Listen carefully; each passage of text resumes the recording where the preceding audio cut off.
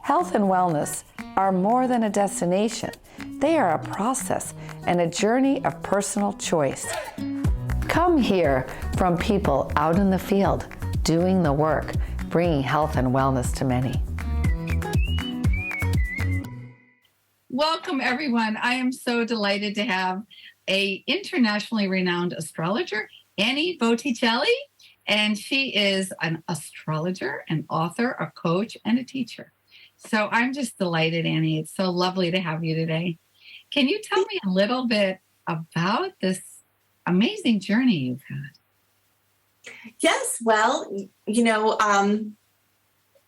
there are different points in my life I can look back on to see that the journey was in process well before I even realized that it was, before it became very obvious. But, when it mostly really started as far as astrology was online at a concert waiting for a bathroom, which, how synchronicity is the language of spirit. And as synchronicity goes, these strange coincidences or whatever we try to call them occur. So I was online and there was a woman that was ahead of me, and she looked back at me and she said, "We have to be friends. We're going to be friends." And so I said, "Okay." Wow. And so she proceeded to tell me she was, was in a breakup, and all of her friends kind of went with her ex-partner. And so she wanted me to introduce her to a single person. And, anyway, the way that it turned out is that she became like my sister-in-law.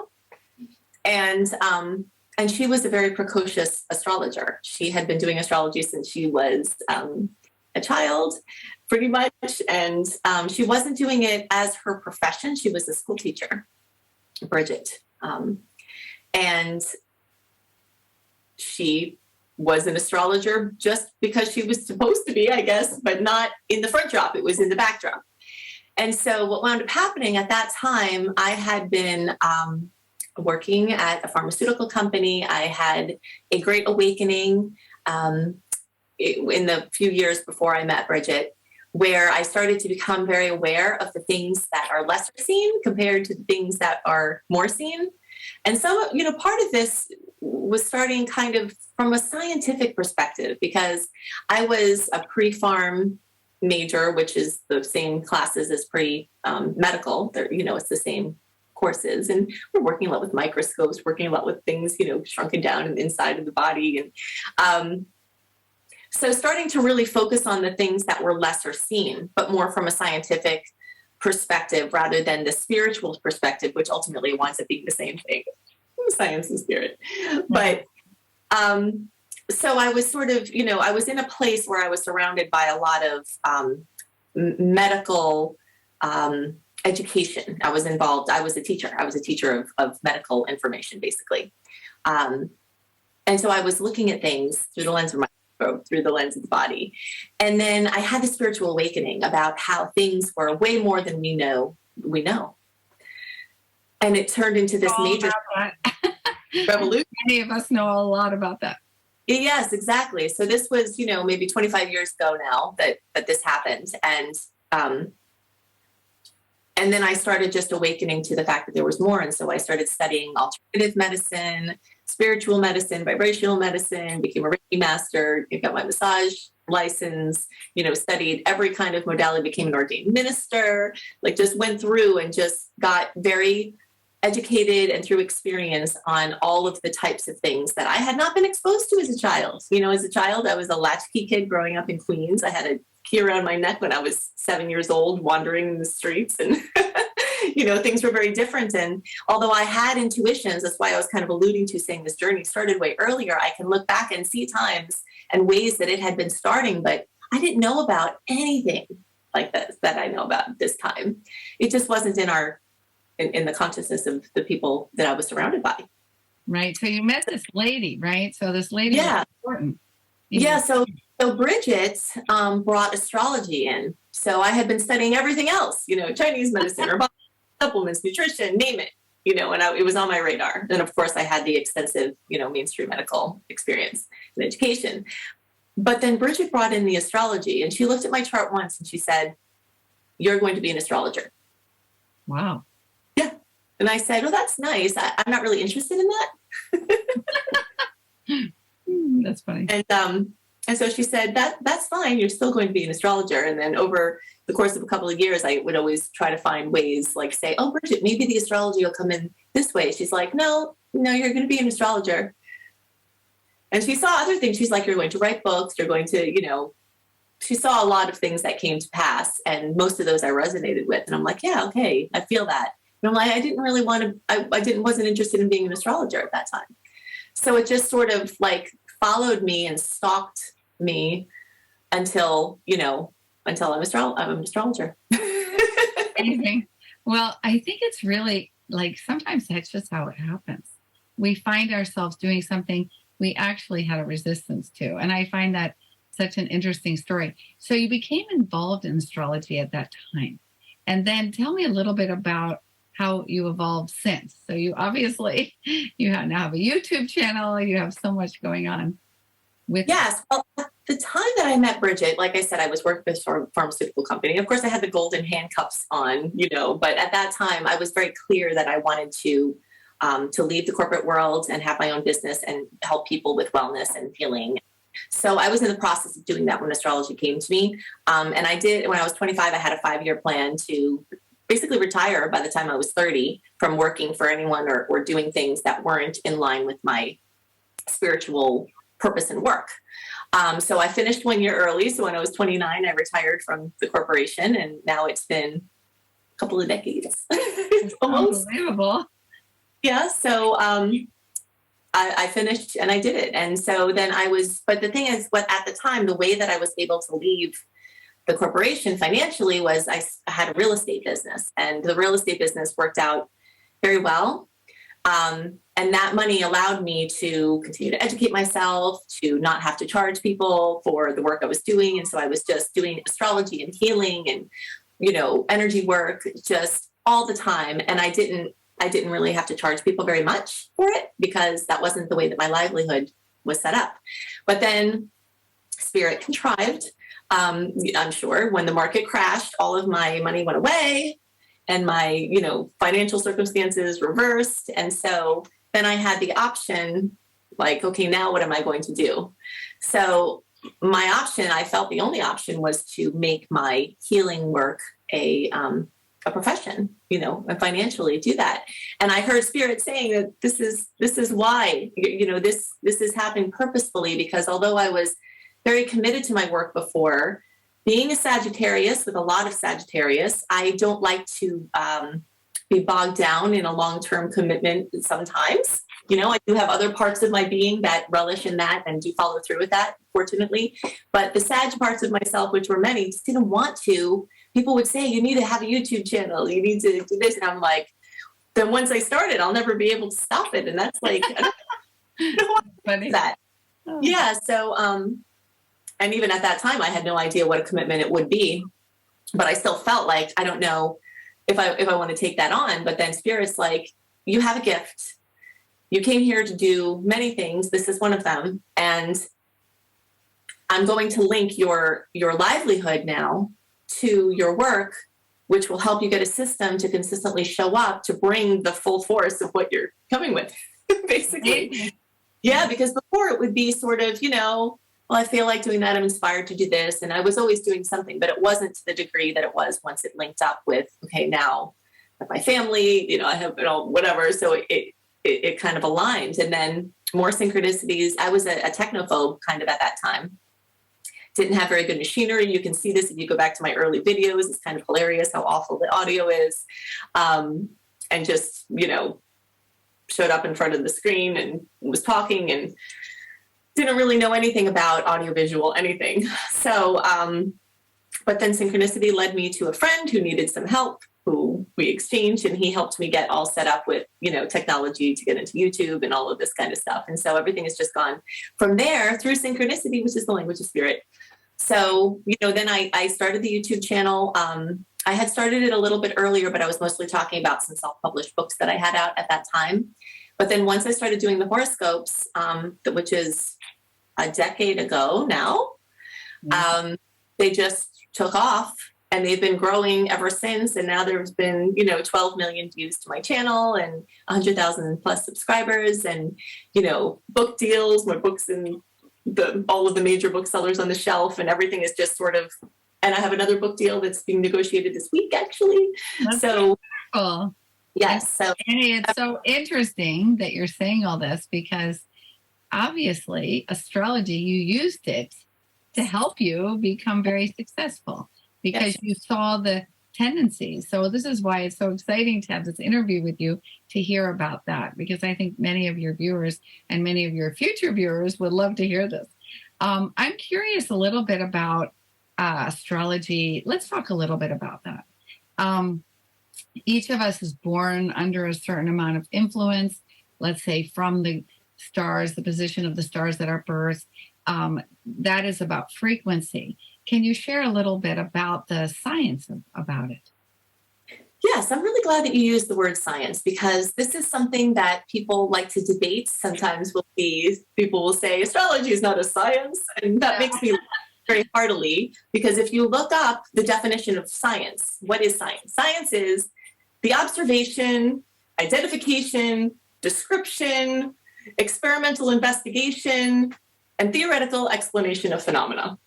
Now, astrology is all of that. And so therefore, astrology is a science. And so that actually can't be disputed.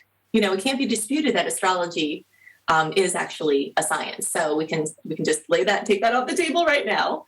It fits all of the pieces of the description of the definition of science. And it is that. And basically, what is science? Is we interact with phenomena and we observe it. And this is still I'm an astrology teacher. I have an astrology school. This is, my main area of focus is astrology education.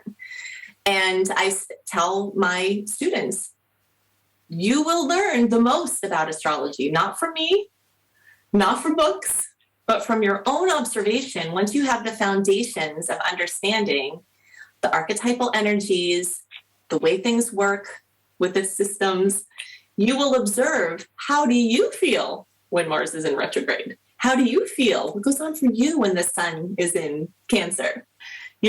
And we learn through our own observations, and astrologers are focused more on those observations. So that's, that they make it their business. People interact with that information to a different degree when they're studying, but, people who are astrologers as their profession, this is what we do. And we have our own insights, and we put it through our translation of our own, our own essence and our experience and our words. And we take the science, we take the art, which is the intuition, and we put it out there. And so everyone has access to use astrology on a daily basis for anything from planting seeds, like literally root vegetable seeds are best planted under different moon signs than sprouting vegetable seeds. Wow. This we know from the Farmer's Almanac. And how did the farmers figure that out? They observed it. So, this is a template that every individual can use. And the Farmer's Almanac is very accessible, and sometimes they're working with things that daily, most of us are not doing on a daily basis, but you can extrapolate the energetics from that observation-based, archive to apply towards the current things. And that's my area of focus, has been aligning with the natural rhythms of the universe. And that's the name of my book, Planetology, How to Align with the Natural Rhythms of the Universe. And so what you were speaking of before is, yes, I did use astrological timing to start my official business, to connect with the publisher, to, and the publisher knows it, we've been in a process now of when are we going to launch this? And they gave me some, okay, these are the dates that we can have to launch. And I'm like, no, we're not doing it on those dates, And so and they know that I'm an astrologer. So they're like, okay, that's cool. So we do it that way. And you can see this because it all also comes down to math. There are frequencies of each signs, their frequency of each of the planets, their frequencies of each of the degrees, that it's like gears clicking together, you know? When something clicks into mathematical place, like when a certain planet in the sky is at a certain angle to something in our chart, it clicks something into place. A whole range of potentials open up from that gear clicking in place. And how we experience those potentials, some of it's out of our hands, but some of it is what we can change through our perspective. Yeah. So there are very few things that we actually are completely in charge of in our lives, you know. But all of that work that we do, the manifestation, the intention, the prayer, the alignment, the, you know, trying to do our inner work and clear out vibrational things that we're not feeling aligned with anymore, all of that sums together and is part of how we experience when planets click together, for better or worse, in our chart. And if you imagine, like when you launch a book or launch a business or launch a relationship or whatever it is, that's its birth date. It has a chart. It has mathematical connections. And that will be the birth date of that thing for always. And you'll layer in other things, you know, as time goes on.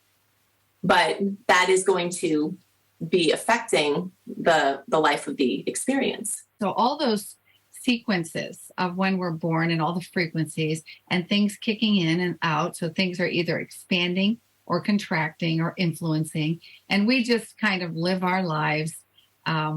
Most of us not very conscious that is happening.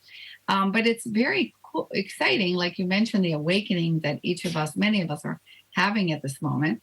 And it's very exciting to know that, not that it's any absolute, because that takes away our creatorship, but that we do have choices. And the more conscious we become, we realize that we are very much influenced by this.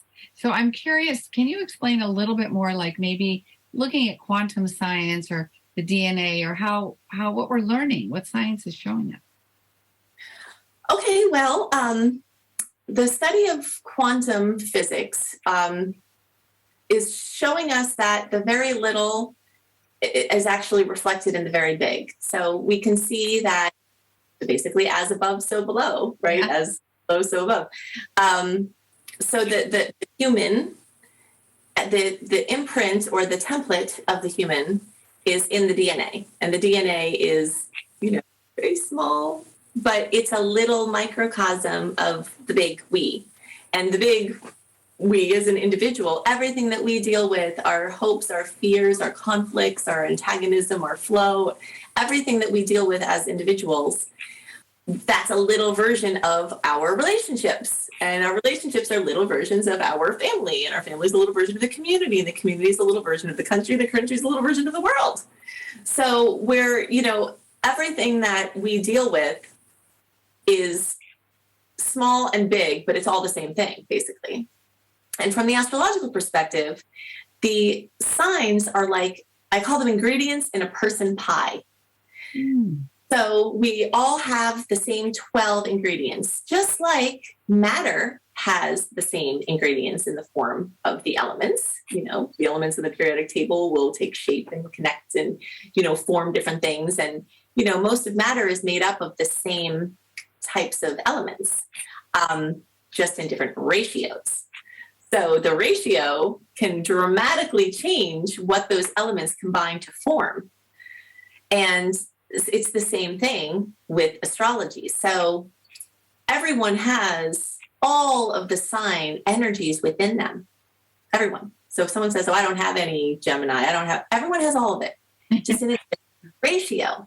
And it's that ratio of those, you know, cosmic soup pieces that come together to make our unique individuality. And so if you look at the wheel of astrology, you know, Aries is the spark from Pisces, which is the cosmic soup.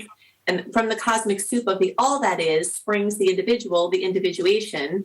And that line, that magical line between, you know, Pisces and Aries is shown on the chart at the ascendant when we spring into an individual.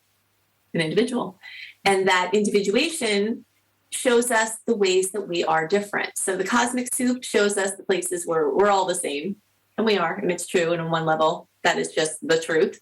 And then the individuation creates the individual unique traits that's made up of the ingredients in the person pie in different ratios. So like for me, I have a ton of Sagittarius, ton of it. Anyone who understands Sag energy, they will know that well. I'm traveling all the time. Sag rules travel. I speak multiple languages. Sag rules that. I publish and write books and blogs prolifically. Sag rules that. You know, all of these things, you can see there's a lot of extra of that in me. So everyone has their own individual imprint of their own ratio of the ingredients in their person pie. And that's what the birth chart shows us. Because at the time that the planets need a certain configuration, each planet, I mean, everyone knows sun sign astrology, right? My sun is in this. Yeah. Everyone knows that. What some people don't realize is that all the other planets and heavenly bodies are also somewhere. And you also have that woven into you. So it's so much more than just our sun sign, you know? So it's really like understanding the science is to understand that everything vibrates, including the planets, including ourselves, including our DNA, including everything, even a chair. And everything is affected on some level, and we are affected uniquely, and that's basically the base of it. And I remember hearing you say that even the great astronomers, right? They were studying. You want to say a little bit about that? They used to study the planets and all this. Yes, well, astrology inevitably came from astronomy because this observation of the sky, what happens, and people would, tell stories about the archetypal energies that I'm sure that they were channeling, the vibration of the time and the lessons of the time. So astrology really started out with astronomy, and every culture that I am aware of that has had a written, record of their being has used astronomy, astrology. Yeah. So there are governments too, right? And many absolutely in charge of organizations and a lot.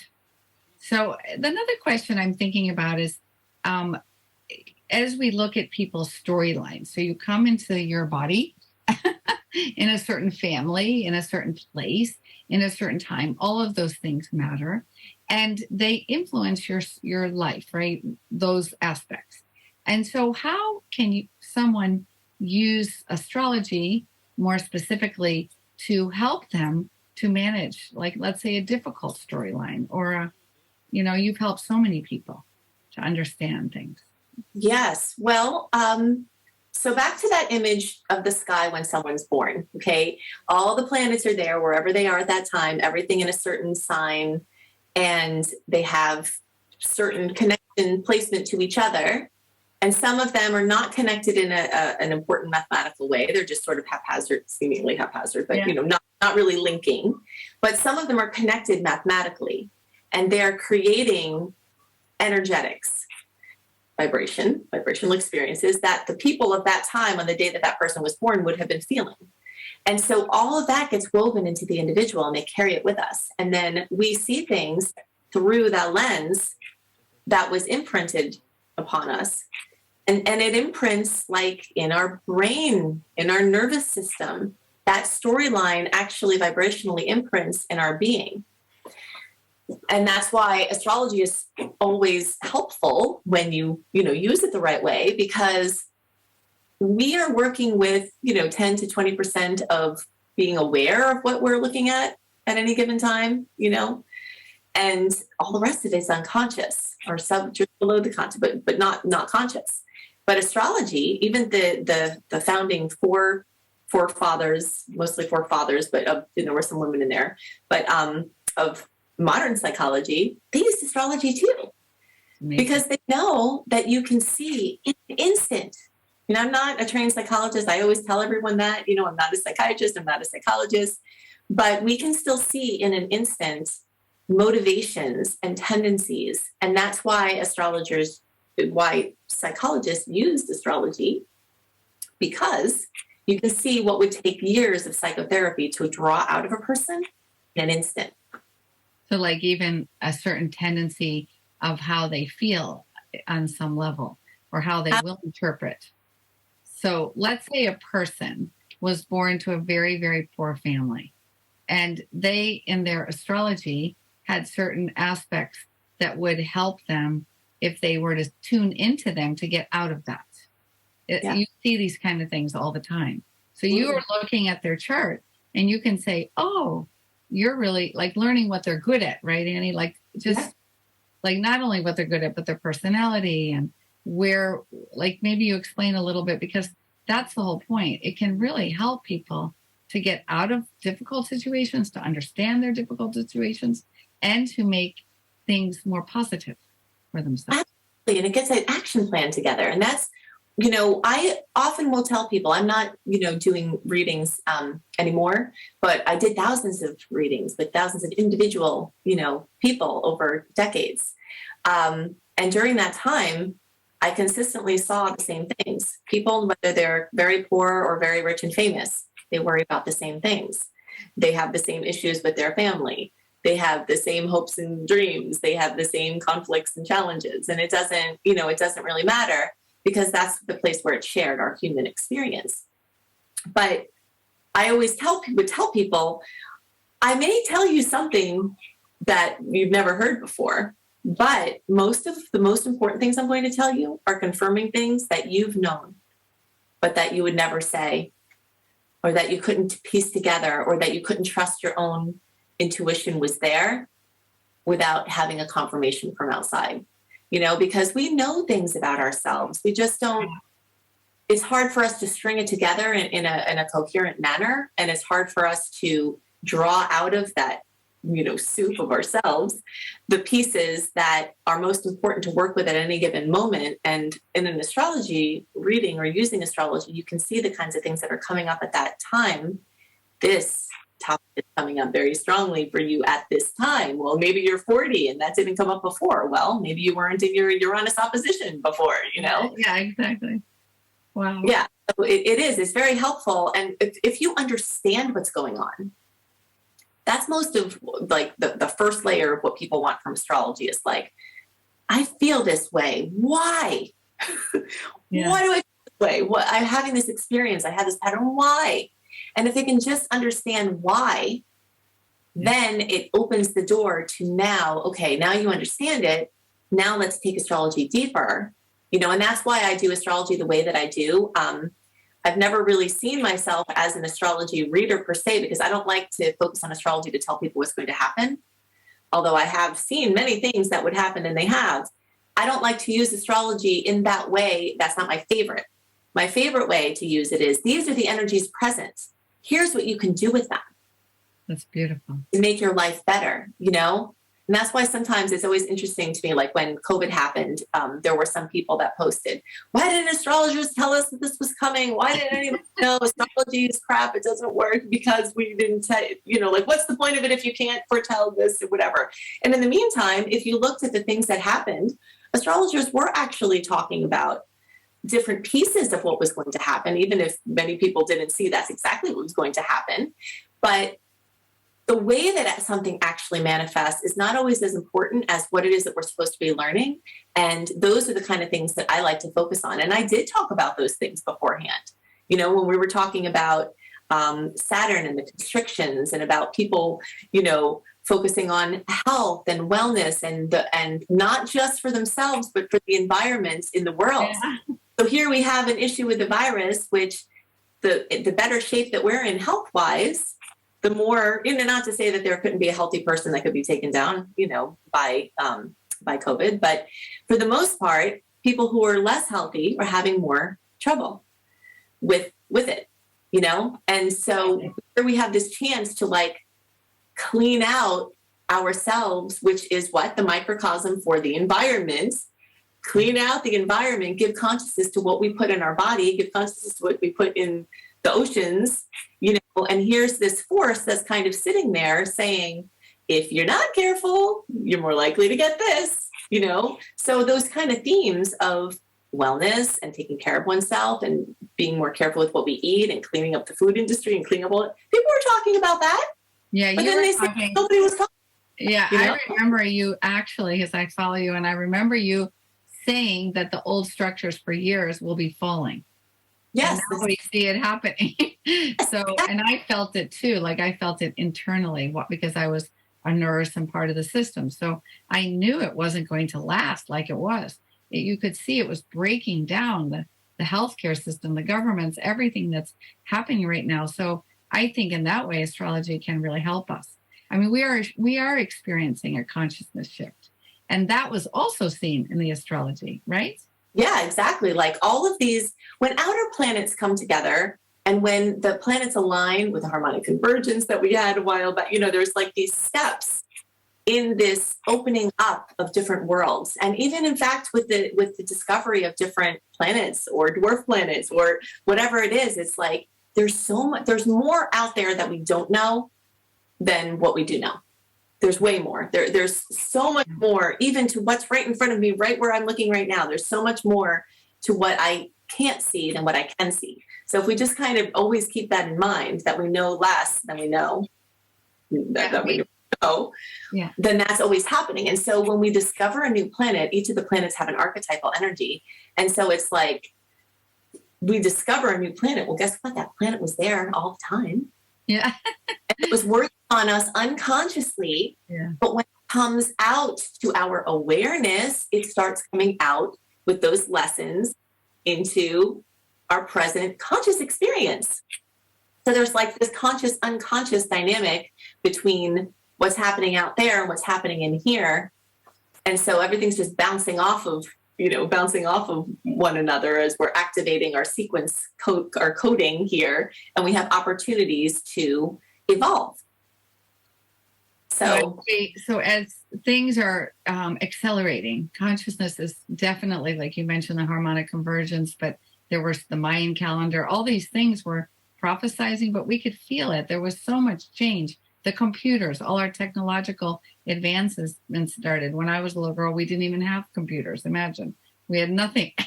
Yeah, me look at it now. Yeah, look at it now. Like the kids couldn't imagine, right? Not having all that stuff. So I think we've had a lot of like information coming to us.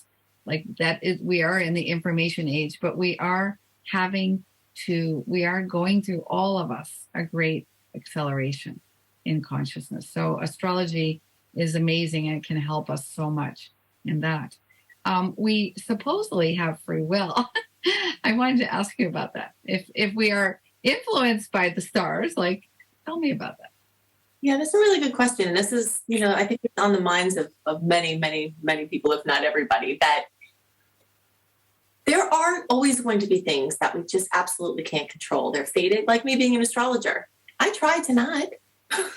Yeah. I tried to not. But now I am, and I'm glad about it now. But there are certain things that are part of our fates, part of our destiny that we can't control. But there are certain things that, like if you kind of imagine, rather than this like one line to destiny, there are like different lines to destiny. And so with the things they're different timelines, they're potentialities, they're potential paths that we can go on. And when we have a healing that happens, maybe we get on this timeline and what was over here might have been a little more difficult on the way to the same thing. Or also here's something else that's really interesting. Okay. So I always talk about the North and South Node as, to me, are the most important placements in the whole chart, because the South Node shows us our karma, our things that we came in with, for better and worse. I mean, you can see karma in a lot of places in the chart, but the South Node is very heavy with it. The North Node is our highest expression, our dharma. What we came here to experience as our highest expression in this lifetime. And so, like, when I look at the placements in my chart of where my highest expression is, I've worked around doing my highest expression in different ways. Like, one of my highest expressions is in the energy of Scorpio. Now, each sign rules a lot of different things. So when I was just getting out of college, I was in first the banking industry, the stock industry. I was working in a brokerage firm, studying to get my Series 7 to be a licensed broker. Now that is 8th house energy. I was on the path of my highest expression, with everything was the sum total of what I was up to at that time. Then when I was in those offices, things opened up. Synchronicity brought in a person who I became friends with. At that time it was like me as a very young, I maybe was 23 or whatever. and a bunch of middle-aged men, one of whom became my friends. And we're still friends with him. And he would always say, you have to get out of this office. Like, what are you doing here? You'll be great at this, but you are not going to be happy here. And, go fly and do something else. And he gave me some specific ideas, which actually paved my fate. And I wound up doing those things and everything went the way it did.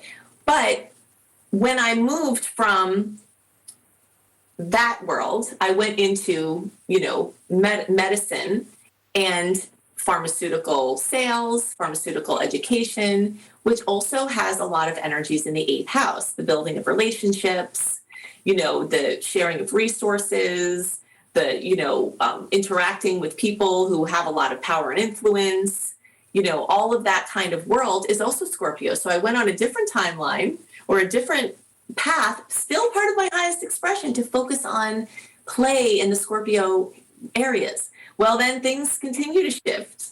And I get into psychology, parapsychology. Astrology is also in that house. Wow. One of the rulerships of that house. So all the things I do now are in the lesser seen realm, and those spiritual, that's there too. So it's like, I am so happy that I'm not working in a brokerage firm. Yeah.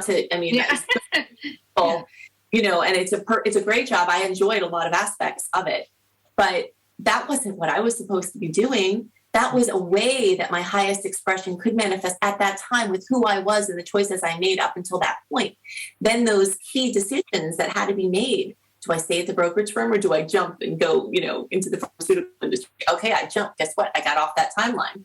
Then I went on to this timeline. Now I'm on this timeline. Then I'm like, okay, do I stay on here and stay till retirement like most of my friends, did and are still, doing?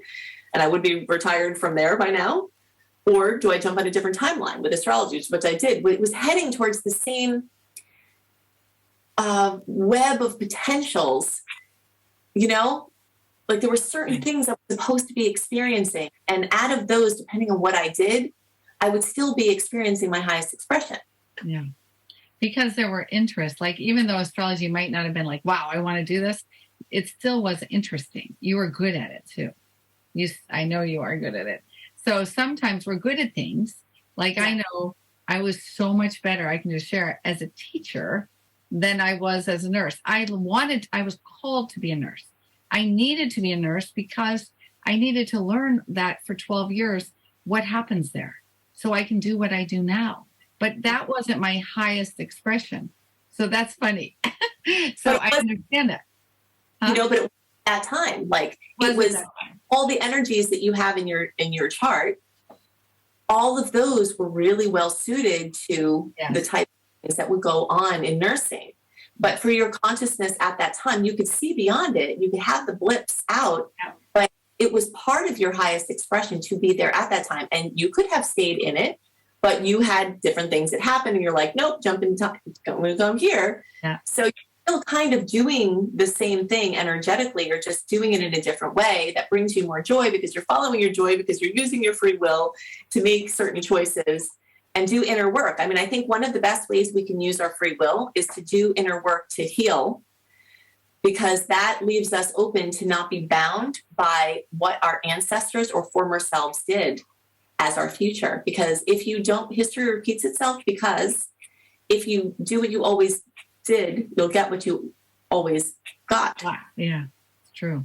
Yeah, so that's why the light of consciousness, sometimes it just awakes suddenly, like it did for me, like it does for many people, where we're like, whoa, this is wow. And then it just is. But sometimes, different people won't have that particular journey. But when they're healing, you're unbinding yourself from the glue that the way of your potentials had to look a certain way.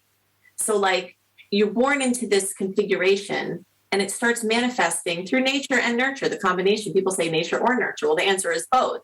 Very clearly what I've seen from looking at charts, it's both. And you can tell this even by looking at twins, the charts of twins, and seeing, where they have their same super potentials, like how they do different things. Yeah. Yeah. True. But I was thinking, as you were saying this now, that like it is true. We get these different timelines with different potentials, and we make choices. And so that's where astrology can come in. Maybe you're in a point where you're not sure. And it's good to look at astrology because the choice of one train versus another train can be drastically different. So I think this is huge, right, Annie? This is a huge reason. It is huge. And I think what winds up happening when I look at the vast majority of people who have gotten readings from me over the years, when I can think back that most of them were at a crossroads in their life. And you can see, like I train my apprentices, these are when you see these things in charts, this person's at crossroads. And I tell them, a lot of people that come to you are going to have these types of things going on, because that is the kind of, I call it a matrix cracking potential, where someone feels like this is different this time. Something is different. I've been feeling things brewing. I've had things go on, but something's different about right now. And they follow their intuition to get the guidance. And then we look at the chart and say, no wonder you're here. You have this planet on this cusp, this planet on this cusp. This shows you're at a crossroads. And, and ultimately when we're at a crossroads, what winds up happening is we have the choice between faith and fear. I mean, this is a planet of duality. We've come here to experience polarity and duality. And in my mind, we come here to blend them and to create the ascension above the polarity and duality while still in human form. I personally think that, and I think that's part of what human evolution is offering us. But so when we have these opposites within us, we're swinging back and forth, but most of the time we tend to default to fear. Yeah. And when we cling to fear, like when we feel that choice that has to be made, when we cling to fear, the path we go down is going to be heavier and harder and, have all those things, because we're binding to the storyline of the vibration of fear, which is making us magnetic to the storyline that will keep us more in that place, basically. Yeah, and the other is true too, right? So if we stick to optimism and looking at love and looking at high frequency feelings, we start to find different choices. We start to see. Exactly, and that's the faith. So and I think that astrology can play a very big role in this, and I've seen it happen thousands of times, that someone feels like they know in their hearts. That's what I had said before, like, astrology often gives a confirmation to someone of something that they knew, but they needed to have backup about, Yeah. So it's like, maybe you're telling the person, like, it's time to leave your job. And they're like, oh, but I take care of my family. And of course, I'm not saying everyone takes their job at every time. It's not the right answer for everyone at every time. But if they're in this crossroads and it's clear that they have to make the decision between facing the fear and having faith, and they know that they have this other piece that's there, but they just can't see it. Faith is keeping stock in the things that we can't see, but we know in our hearts, basically, and an astrology reading or working with astrology can help people to see, wow, that thing that you're feeling, if someone else who doesn't know you or know anything about you says, oh, guess what? You should be an artist. And Spirit is opening this possibility. You just have to trust yourself and trust your work and go down that path. And then the confirmation from that other source coming in that way where there's no way they could have known that is enough for the person to say, okay, I'm going to do it. And then they do it, and, then that happens. Yeah, you're right. That is so true. That happens so much to people. They just get they have to listen, though. Like you said, they have to feel it. And I usually say where it lightens up, I go. When it feels heavier, I know I'm kind of on the wrong path. So for me, that's how I look at things. Annie, I'm wondering, what is the difference when we look at the 12 signs? So you can, that's your sun sign, right? And then you have your ascendant, your moon, and your midheaven. And these are very significant. Can you share a little bit about what these mean? Sure, yeah. So as we talked about before, we actually have like countless placements, count more than we could ever talk about in our charts as our being. And why? Because each individual is as complex as the universe itself. Yeah. That's why. I mean, period. It's like sometimes you'll hear someone make a comment about someone and say, oh, they're just a superficial person, or they're just this or just that. And astrology has given me the great gift to know that nobody is just anything. You know, nobody is just anything. Everybody is everything. And regardless of what they're showing at any given time, they're everything. Everybody's everything. It's a beautiful way to look at life, you know, and astrology has given me that gift. But in any case, so each of these placements has a certain area, that a certain layer of our being. Okay, so the sun rules what we want. Okay, so that's why people, you know, tend to resonate with their sun sign, because the things, the traits or the energies or the vibration of that sign are the things we want. Now, the moon are the things we need. You know, like our default when we're in pressure, our, you know, our deepest needs. And needs and wants are not always the same thing, right? So the ascendant, I like to call the ascendant the glasses that we put on in the morning when we wake up. It's the lens through which we see life. And I always like to have people imagine people with the 12 different signs as their ascendants are standing around in a circle with a problem in the center. And the way that they see that problem is going to be changed by the glasses that they put on. You know, so like I'm an Aries rising, and people know me well. I don't really see problems. I mean, I might navigate around something if vibrationally it doesn't feel right, and I'll follow that. But as far as like there's a huge problem ahead of between me and the thing I'm going towards, I go through it.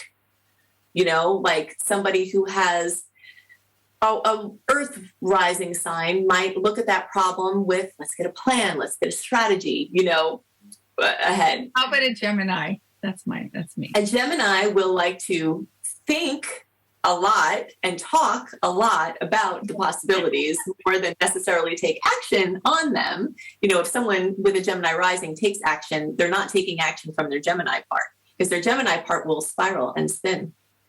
Maybe we do it this way. Or maybe we could do it that way. Oh yeah, that's a good idea. You have that. Okay, let's do it that way. So it's like this, it's the space, the mental plane. Yeah. So true. And also ask people, what do you think? It's all very verbal. Right. Exactly. It's verbal and mental. Okay. And so then what about the midheaven? I've heard that's interesting too. Yes. So the midheaven is the point, the zenith of the chart, which is the zenith of the sky, because we've talked about charts. Maybe you've heard of a star map, you know, a chart being called a star map. It literally is. It's a map of the sky at the time you were born. And if you put this wheel overlay it over the sky, then the line that cuts it in half from top to bottom is actually the horizon line. So the ascendant is the sign that was rising in the east at the time someone was born. So it literally is a map that helps you navigate through this endless, limitless sky, right? So you overlay the chart over it, and now it starts to get form, you know, from that nebulousness to get into form. And the chart, of course, which is our template, we come in, we're taking form from the universe and the star stuff. And so we've got this map, this cosmic, you know, overlay. And so the top of the chart is like the sun at noon. You know, if it were 12 o'clock, the sun would be at the top of the chart. If the person were born when the sun was rising, the sun would be right over there by the ascendant. If they were born at sunset, the sun would be right over there at the, you know, the descendant line. And the midheaven is the center of the sky. And that has to do with their place out in the world. So a lot of people, for many people, that has to do with work and career. Not everyone in life has to do, you know, has work or career or needs to work. There are some people who, for whatever reason, vocation wasn't part of their experience. And there are other things that go along with the 10th house. But for the most part, it's like our place out in the world, our individual contribution, how we're interfacing with the rest of the world through job, through employment, through passion projects that we put into process, you know, through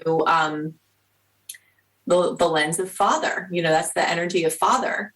Also, it's like the traditional father roles. Of course, everything is completely different now, you know, and everything is all mixed and blended, and you can't, you know, that's a whole different story. But it's like, it's the lens of the old way that we've seen father of like, what are you going to do when you grow up? What are you know, all that kind of, you know?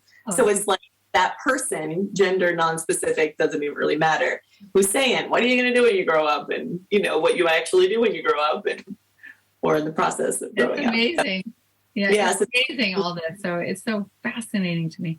So tell me a little bit more about, like, when you're giving your astrology, I love this. You say, okay, you can be an early placement, you can be a middle placement, and you can be a late placement. Why is that so relevant? I'm glad you asked that, because that is an element that I believe I've kind of brought to the table, because I don't really watch a lot of astrology anymore, mostly because I don't have time, and spirit is just speaking to me and my experience is speaking to me. So I'm not really interfacing with what's out there. But from what people tell me, nobody's talking about that. But I have always been talking about that. And part of why it's important, let's define what it is first. So there's 360 degrees in the circle, the wheel. There are 12 signs. So 360 divided by 12 is 30 degrees in each sign. Okay. So 30 degrees in each sign, it counts from 0 degree. So basically, if we're going to map the sky, we'll have 0 degree of Aries, 1 degree of Aries, 2 degree of Aries, 2 degree, all the way up to 29 degree of Aries, then it's 0 degrees of Taurus, and so on. Okay, so basically 30 degrees. So there's this spectrum of each sign. Okay, so we'll say Virgo. Okay, there's a spectrum of Virgo. The first 10 degrees, because they're 30, you can divide in threes, right? Easily 10, 10, 10. So the first 10 degrees are the early degree placements. The 10 to 20 degrees, so that's 0 to 10 degrees, 0 to 9 degrees.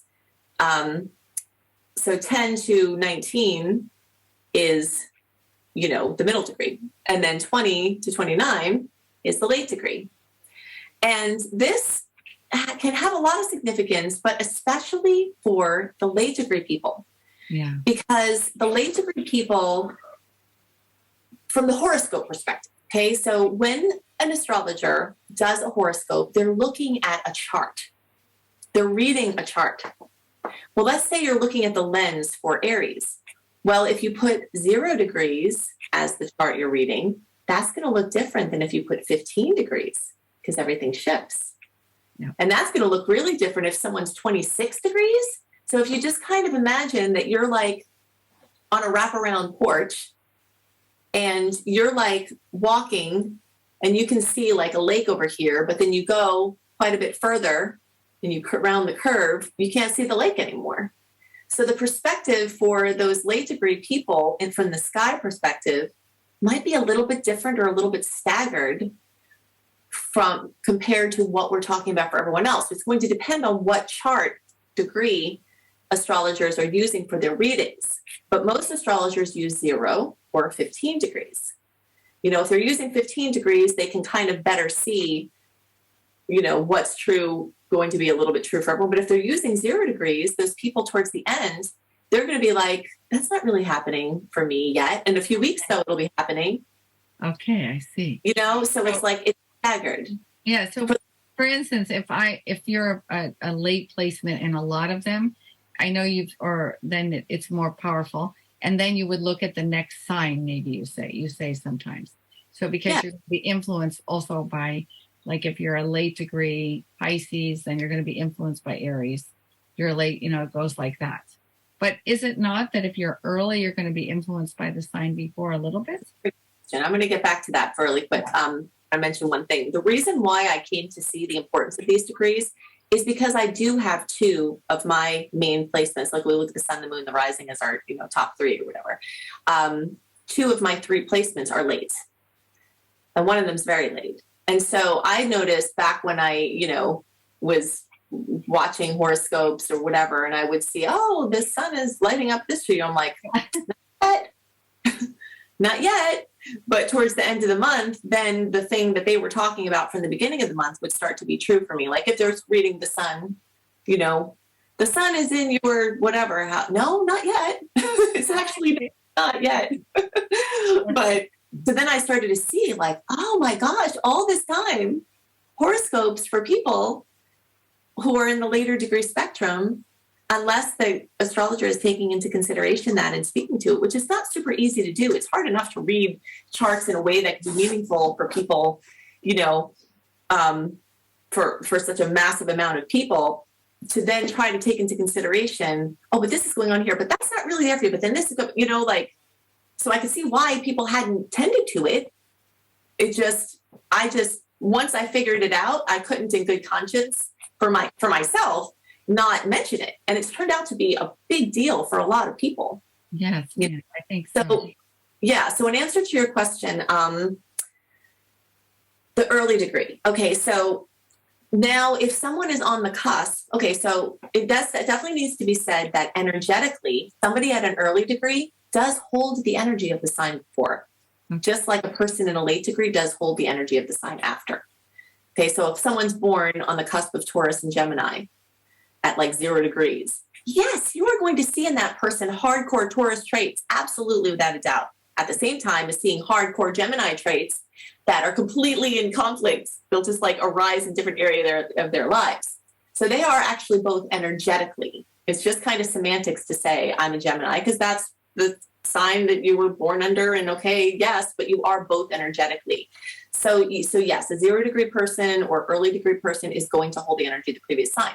But the reason why, and I do get this question very commonly on YouTube, hey Annie, you say to listen to the horoscope after for early degree, do I also listen to the horoscope before? But I don't usually recommend that because the chart that, especially like if it's not my work, right? But the chart that people are usually looking at is 0 degrees. Your 0 degrees, that chart's going to be your chart. So that reading is very much for you. Yeah. Now for my readings, since I'm taking into consideration, I'm looking at factors that are going to be true for everybody, or if it's going to be staggered, I will mention it, but you'll have to wade through more of the stuff that's not for you to get at a couple of pieces that are for you being that late, because if you're into the next sign, a lot of what's going on is not happening for you. No, exactly. Yeah. So we're having like a crazy year, right? This is such here. If people are listening, like I know Mars is going to go, there's going to be some major things. Just give them maybe a little idea of what, like if you had to give one thing that they should focus on this year, because it's a year that we're supposed to really learn something very significant, I think. Okay, so a couple of points coming to mind. The first thing that I want to mention, because I know this is going to be up in the time frame where this is still relevant, is that June 19th through August 21st is our last open window free from personal planet retrogrades. And that is very important to know because big launches, big negotiations, big trips, not to say that you can't do these things any other time. It's just the energy of pushing outward and forward is a very specific type of energy. And the retrograde energy is inward and backward. So if you're on a beach and you're trying to throw a message in a bottle out to a different island, the tides are going to bring it right back to you if the tides are coming in.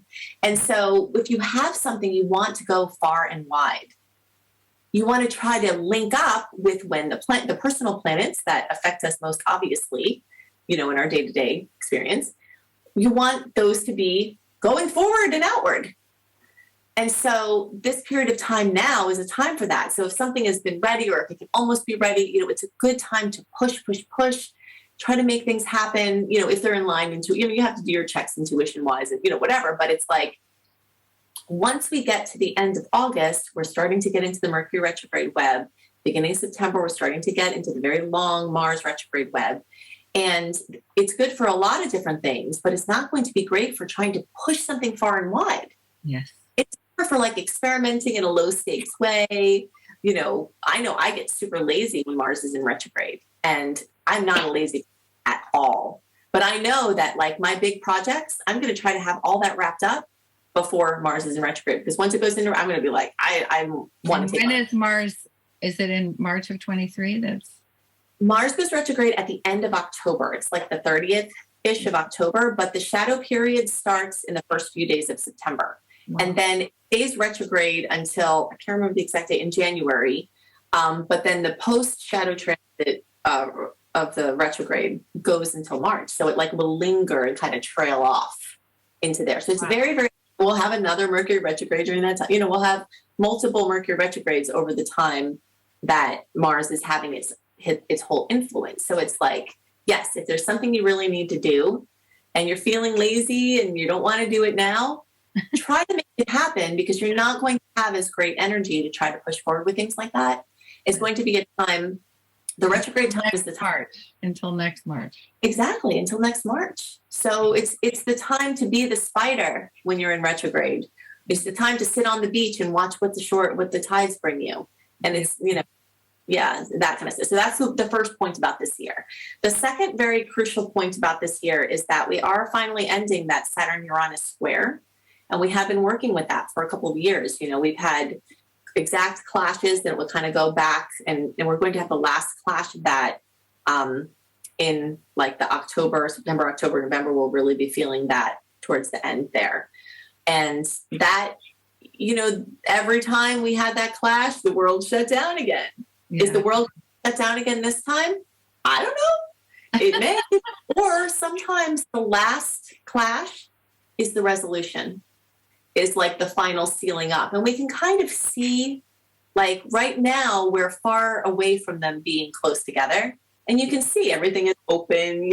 We came to see you and we barely had to deal with any restriction. It's like everything is very open right now.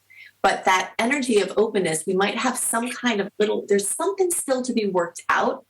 So those energies are more like this fall and spring for everybody down under, it's different. There's the eclipses are going to come back again. That's clash. So I'll just basically say I'm planning to like hunker down and not make a lot of plans at that time myself. And then once it be like December, then I might start opening up to do some other things. But for now, like I'm looking at that period of time, I'm like, some stuff might go down at that point, and it's going to affect different individuals differently. Some people will just seamlessly go on and they won't have any problem at all. But also we have to remember, the more it connects in with our chart, and this is where the mathematical that's make it's helpful to look at your chart. That's very true. And so this is so cool. So let me just, I want to wrap up here, and I want to ask you a couple questions about what you're doing. So you have this amazing YouTube channel. What would be your purpose for this channel? Well, the purpose was only ever to help people, really. I mean, it's ultimately all that I've wanted to do with this work is just, I have a passion for learning about it. I have a passion for applying it to my life. I have a gift, for it. And I don't want to just stay in my princess castle with my pink unicorn pony on my own. Everything I figured out that helps me, occasionally I've had someone post and say, Annie, you don't have any problems, or you don't seem like the stars are affecting you, or, whatever. And obviously we know that is not true. We're all human. we all have that experience, but the things that I figured out as far as the spiritual development tools, that's why my work isn't just astrology. It's like a blend of spiritual teaching, self-development, science, art, wellness, business, alignment with the natural. It's like all of these things, because those are the things that I hold dear that have helped me personally to make my life better. And I just want to help people to make their lives better and to live the most full, richest, fulfilling, fun life in their highest expression as possible. Help the world. You're definitely doing that, Annie. You are so impressive. So tell me a little bit about, you have a school. It's called Luminous Life Multiversity. I love that word. Multiversity. Yeah. So my school, Luminous Life Multiversity, lumelife.com, which is LUME life.com, is something that I started that is like the template for teaching on many different topics. And I do have free courses there. I have an Unleash Your Money Magnet course for free. I have some wellness courses for free. And I've got other courses. So I've got an Astrology Basics and Beyond course. I have my very popular Becoming a Professional Astrologer Mastery course. This is like a behemoth. I have like 100 modules and growing in this course. Okay. So if someone wants to be a professional astrologer, I've had people doing readings after a couple months. You never know how you're going to apply it or whatever. But certainly I teach you how to earn money as an astrologer. But I do have many people join that course who don't want to do astrology professionally. They just want to help their friends and family and feel adept at doing that and go deeper into their own charts. And it's completely perfect for that as well. I have a coach certification course. Oh, and by the way, the astrology course is also a certification course. So you do work with me directly for your certification if you do the optional certification. Yeah. And the coach certification course helps to teach you how to help people get to goals, basically. And I know that you have an amazing wellness coaching course as well. Definitely the areas that we have of focus are different, so yeah, there's definitely a lot of difference there. And you're really drilling down into the science and the mainstream. We're going to going to fill the hospitals and the doctor's offices because it's necessary for the shift. Yes. So we're all doing our part. And because I was a nurse, I can do that. So, but people who are like wanting to help people get to their goals, whether it's a goal or it's a business goal or it's a partnership goal or whatever it is, it's like goal reaching. I teach my formula for reaching goals, which, as you know, I'm very good at. Yep. And I also teach people how to bring their business online, and I've been teaching this well before everybody started to get online. I've had my business online for 20 years. So, yeah. Yeah, sometimes we can't explain. But one thing I want to say is astrology is shifting, right? That like you said, there's new planets being discovered. So we're realizing more and more as we're shifting, we're seeing more. And also the energy is changing. So I think that, can you share a little bit on that, Annie? How do you help people to understand that in your courses? And because it is different. This is a really good question. The systems, first of all, it's important to note that there are many different types of astrology systems. And I personally believe that all of them are valid, even if certain ones seem to conflict with other ones. It's kind of like just a different way of seeing things, a different way of looking at things. And there's validity in all of it. But a lot of things about our Western astrology is a little bit, we'll say, ready for some fresh perspectives. And I try to apply those already with the way that I see things and do things, where I'm kind of like already been working us into this. But a very big piece of that is going to be like restoring the voice of the goddess through astrology. And, we know that like the most powerful player in the solar system right now, Eris, the more newly discovered dwarf planet, is a female energy. It's not a coincidence that, and I feel like, and I know that I'm going to be a part of this. It's brewing. It's not quite time to bust out with this yet. Spirit's guiding me on it. But we have so many female voices in the stars that haven't had a voice in the bigger picture. We've had the moon and Venus. Yeah. And all the rest are dudes, so, and it's fun.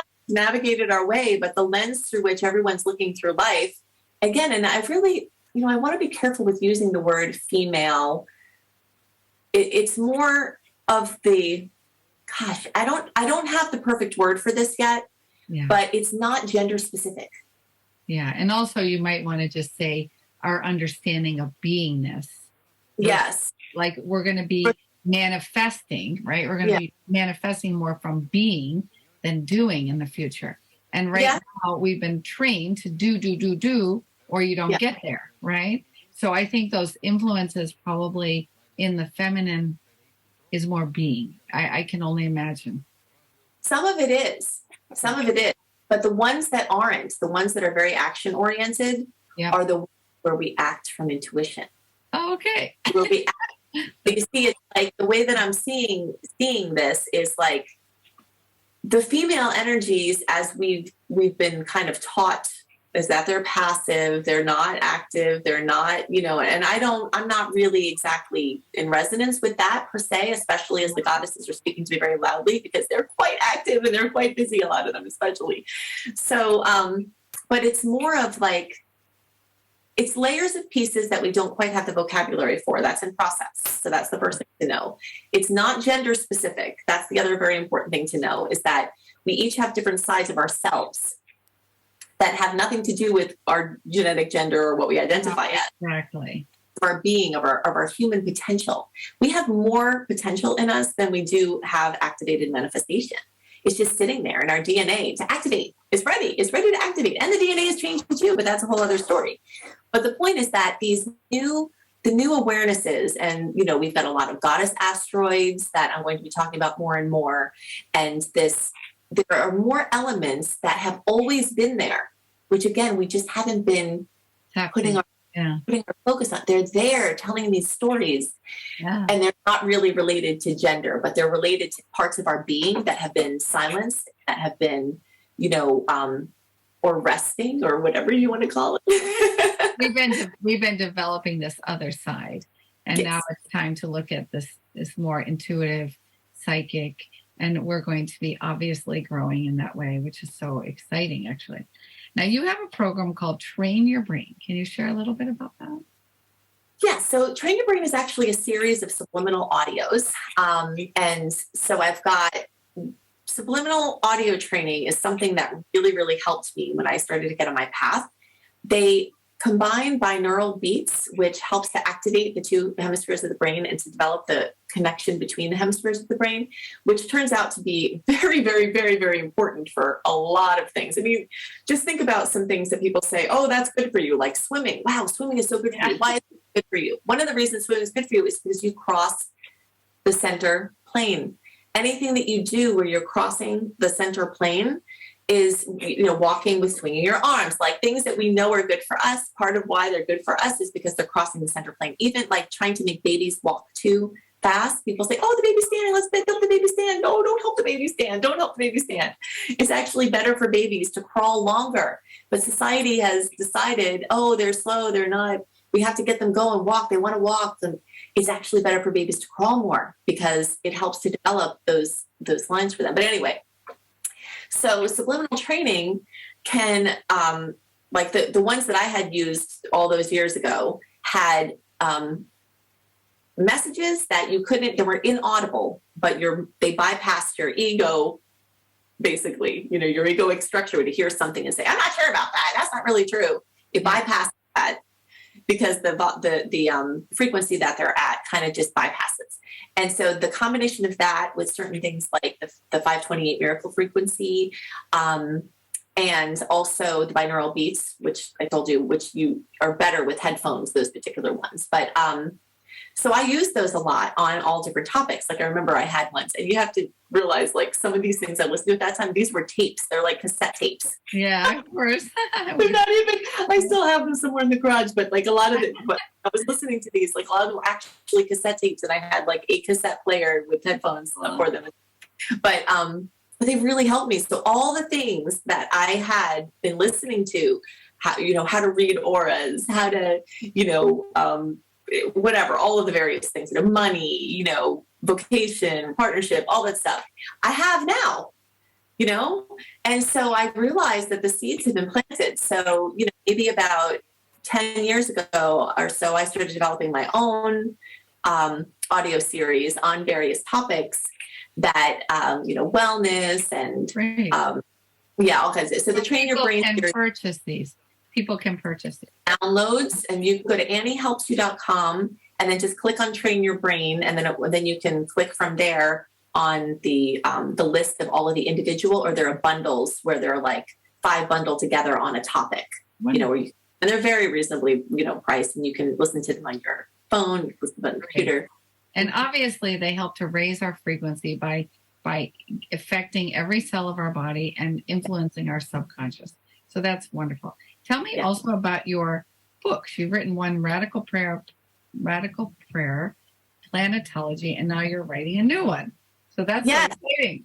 Yes. Okay. So I actually have written probably around 7 books, but I had self-published a bunch a long time ago, which have now been pulled for editing and revamping, and which will come out eventually soon. A couple of novels and some other. I have like a massive amount of things, a manifesting book, all kinds of things. So you'll probably see those at some point too. But what's currently out is Radical Prayer, Transform Your Life in the World in 28 Days. And it's beautiful affirmations and, prayers, basically, whoever you pray to, they're non-denominational, And it's just a very, very beautiful book.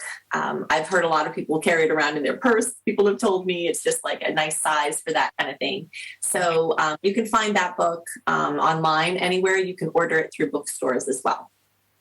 And then Planetology, How to Align with the Natural Rhythms of the Universe, is a book that actually I have a publisher for. And in the United States, our distribution partner is Penguin Random House. So it's quite, widespread. It's actually in all the Barnes and Nobles, all the Books A Million, all the major booksellers in our country and beyond.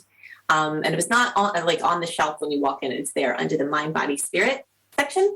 And if it's not there, you can also order that. And that book is 350 pages of hardcover goodness. It's like this awesome, beautiful book to help you align with the natural rhythms. It helps you see what to do, what questions to ask, and things to do when the sun is in each sign, how to master the retrogrades, what to do when the personal planets are direct and when they're retrograde. And it's just a beautiful, actually like a textbook in a way where you could just go back to it over and over again and use it at different times. Manifesting, I've got topics on manifesting there with the moon and eclipses and things like that. Oh, cool. So I would love to continue. I love talking to you forever, but we have to wrap up. And I just want to ask you one last question. Where do you see the future of Planet Earth and yourself? Oh, that's a very good question. Wow. Okay. So I think that for a while we have been in this process of the polarity, the duality of this planet. I feel like if we were out somewhere in the galaxy far away and looking at Earth, we would know things, being wise and interdimensional. We would look down at the Earth and be like, whatever language we spoke, communicated through, be like, that's the planet of duality. It's like this beautiful place where everything, especially once it's spoken, has its opposite, and those opposites can blend together in beautiful ways where ideally we can transcend the opposites, from the combination. Like basically, if the opposites are here and we're swinging back and forth between them, that's not the ideal state. It's when the pendulum comes to a halt and then we rise above it, So we're basically ascend while in form. So I feel like we've always been in this duality. That's why there are so many things when you watch historical shows that's like, look what they're doing. We're doing the same thing now. Yeah, that's true. We're doing the same thing now. So there are these like storylines of people that are choosing to different degrees to be in that pendulum swing, like I'm right, you're wrong, pendulum swing, divide, division. And it's how things have been. And for many people's experience, that's going to continue to go that way.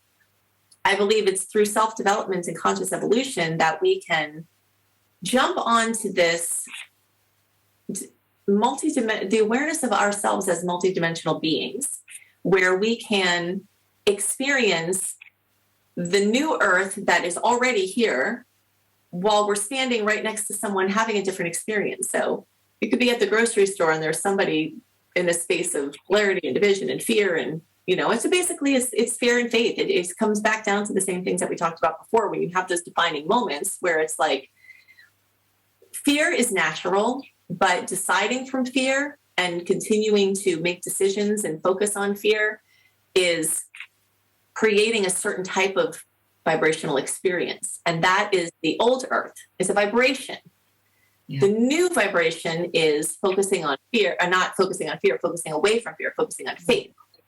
And it has a whole vibration, a whole difference. So I think that there's a continuation of this solidification of this faith path that's always been available, but we're defining and redefining and evolving what that looks like and what living on that looks like. And we have, and sometimes we jump back and forth, like someone who's really been focused on faith and have a moment where like, oh God, I'm over here. And you know what it feels like, because it feels terrible. Your stomach turns and you're like, oh, and that is a vibration. Fear is a vibration. And so I think there will be a continuation of this, opportunity to be in the different dimensional realities. So I'm hearing you say that there's a lot of hope, that the future is so much lighter, and that the people will be more easily able to kind of manifest what the kind of life they want, because they'll own it. they'll be more in themselves. They'll have released all that duality, all those judgments, and they will be in more their heart and this space of love, actually, right? It's so beautiful. Yes. It's always available. All of it is always available. And the more we do inner work to clear and transform the heaviness, and that this is a really important point to end on, because a lot of people who resonate with the law of attraction or that kind of thing is, if you've been trying to move along that path and you're still not getting to where you want to be, it probably is that there's some inner work that keeps bringing you back to that lower vibration that you have to clear those points, and so it's but if you're committed to locating and clearing and balancing and integrating those pockets of discontent from your past and your past lives, or your uncle had this issue when it came in kneecap or whatever, it's like we can get to where we can more adeptly, be aware of our multidimensional nature and how we can change how we see the same thing that we're looking at. I mean, you can look at the lens through the news and instantly your vibration drops. You can look at the lens through taking alerts off your phone and see how much better you feel. Yeah. So it's like your experience, right? And for yourself, Annie, where are you going? Well, that's a very big question. I definitely see some things that are coming. I definitely have a lot of books. I can't tell you. It's a lot of wisdom. I can tell. A lot of publishing that will be going on for sure. And I have every intention of continuing everything that I'm doing on YouTube and my blogs and everything that I'm currently doing. I don't see any sign of stopping anytime soon. Well, I will say this. The world is a better place because of you. Thank you, Annie, from my heart. Thank you. I love you. Thank you for sharing. Thank you for subscribing. If you have any ideas of how we can help you, please drop them in the comments.